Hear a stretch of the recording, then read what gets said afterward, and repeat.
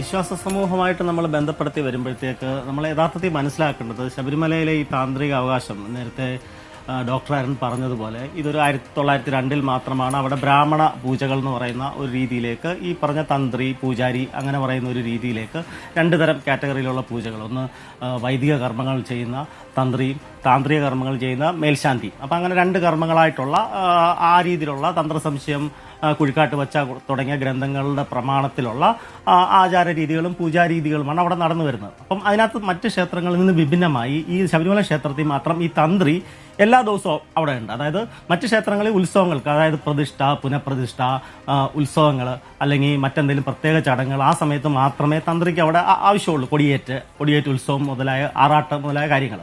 അപ്പോൾ ശബരിമലയിൽ പക്ഷേ ഒരു പ്രത്യേക ഇത് വെച്ചിട്ട് അവർ അവിടെ മാത്രമേ ഉള്ളൂ, ഈ ലോകത്ത് ശബരിമല ക്ഷേത്രത്തിൽ മാത്രമേ ഉള്ളൂ മൊത്തം തന്ത്രി ഫുൾ ടൈം ഉള്ള ഒരു സംഭവം. അവിടെ മൊത്തം തന്ത്രി വേണം. അപ്പം അത് വളരെ അടുത്ത കാലത്താണ്. അതായത് ശബരിമലയെ കുറിച്ച് നമുക്ക് അറിയുമ്പോൾ ആദ്യ കാലത്തൊക്കെ ഈ 1902 കാലഘട്ടത്തിലൊക്കെ എന്ന് പറഞ്ഞാൽ 10-13 ദിവസം മാത്രമേ അവിടെ ശബരിമല നട തുറക്കത്തുള്ളൂ.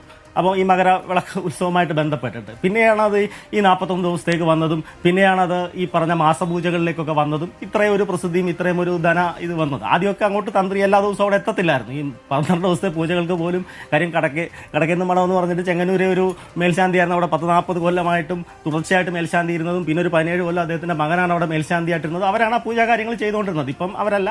ഇപ്പം ഓരോ വർഷം നമ്മൾ മേൽശാന്തിയെ ഇങ്ങനെ തെരഞ്ഞെടുക്കുന്ന രീതിയിലാണ് വന്നിരിക്കുന്നത്. മേൽശാന്തിയാണ് മെയിനായിട്ട് പൂജ നടത്തുന്നത്.